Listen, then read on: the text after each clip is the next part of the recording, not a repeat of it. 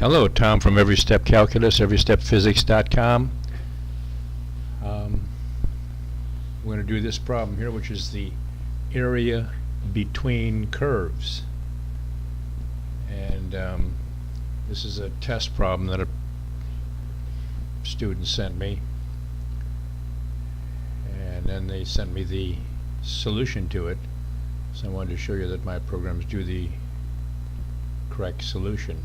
Okay. And of course my programs, you can install any of these variables in here, whatever they give you, and it'll do the solution properly. That's what I did for my calculus tests to help me. So anyways, here's what you get in the test. Y equals x squared, y equals 4 times x minus x squared, two functions. And the reason you know it's a dx with respect to x problem is because the first function here, they give you x squared here in the answer of what y equals. Okay, so let's do it. Index 8 to get to my menu, and we're going to scroll. I went down with the cursor here to go to the top of the alphabet because really what we're after here is area between the curves. And they'll tell you that in the test. Find the area of the two curves, or whatever they say, you know.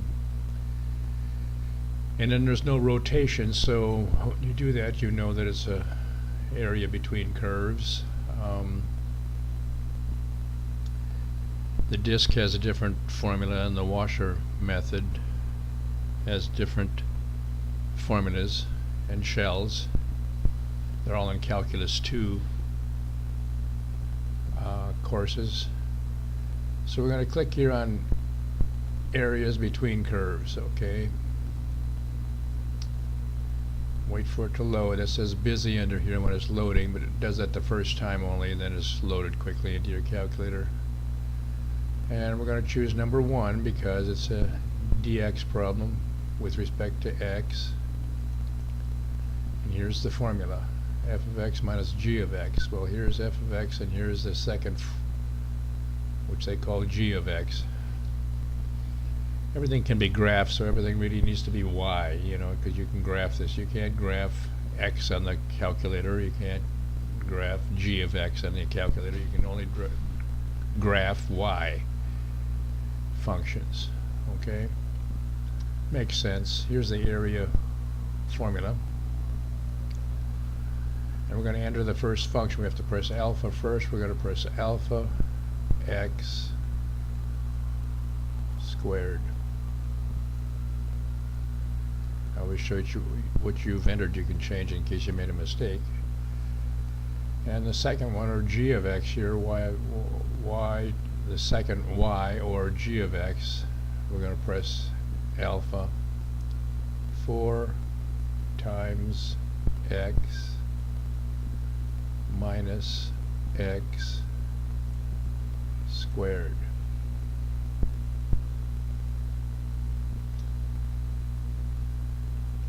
Say it's okay. Are upper and lower limits given? No. Choose number 2. So then why find it for you? Okay, we put the two functions equal to each other and find where they meet at the x-axis. Okay, and that's 0 or x equals 2. That's going to be our limits here. Range 0 to 2. Okay. Press enter. I installed that for you already. Here's the first function minus the g of x function. And then we calculate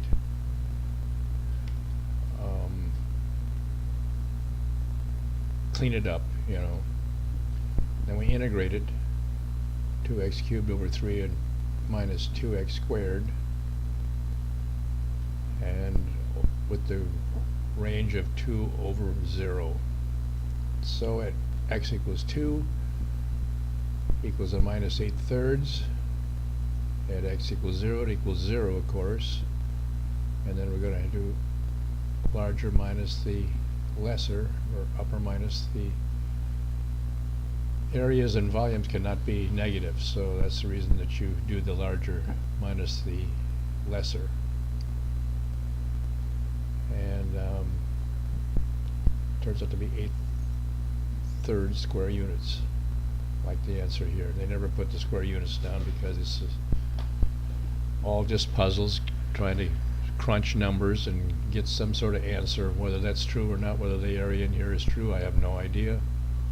But we'll assume it is. All we want to do is pass a test and get the hell out of the calculus, okay? That's the only reason we're studying this stuff or learning about it at all. Now you can study this for weeks like I have and become pretty good at anything. Now we're going to do this next problem here. Sorry for the shadow. The student had a shadow when he filmed or took a picture of the blackboard or the solution to this problem. And you can see here that some things are in the black, which is tough to see here. And because it's a cosine problem, this is cosine of x here. And then the second one is 2 minus cosine of x. So this is the first function, cosine of x. And it's because it's an x problem, it's going to be a dx problem. It's going to be a function in x. So we're going to choose number 1 again. There's the formula. Always write the formula down. Every class is scored on partial credit in the class curve, so whatever you put down on the paper you get a couple of points for, and that's what makes you pass calculus and get out of there. I mean, maybe you wouldn't even know the formula if you didn't have a program like this in your calculator or a cheat sheet or something, how to memorize it. And there's only one problem or two in the test like this. You get other problems, you know, it's going to be whatever, you know, double integrals or whatever they put on a test, which my programs handle with the main menu. So we're going to enter the first function, and that's going to be alpha second cosine of x.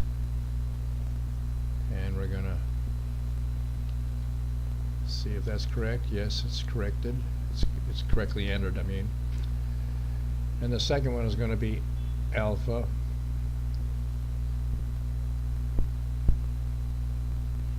uh, 2 minus second cosine of x. Close off the parentheses. That looks pretty good. I'm going to say it's okay. Our upper and lower limits given? Yes, they are. 0 and 2 pi. So we're going to choose yes here, number 1. And we're going to put alpha 0 for the lower limit.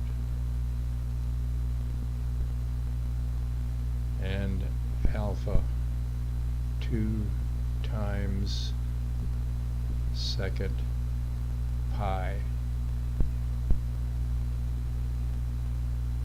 And there's the limits given there, so I say it's okay. And we do the problem.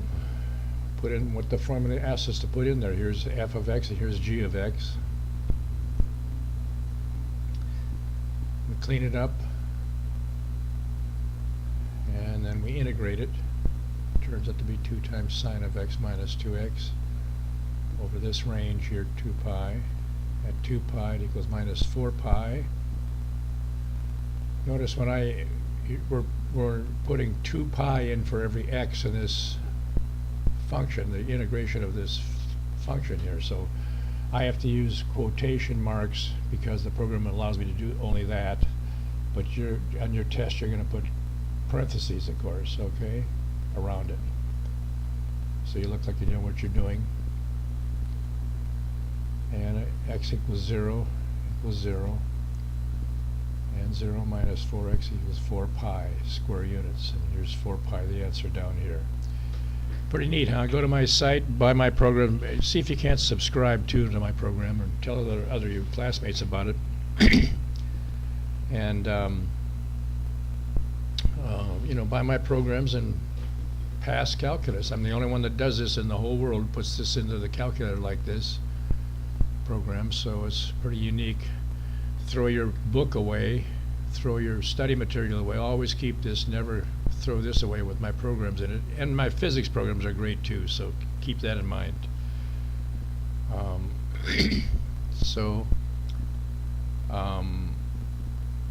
Go to my site, buy my programs, and pass calculus. Have a good one.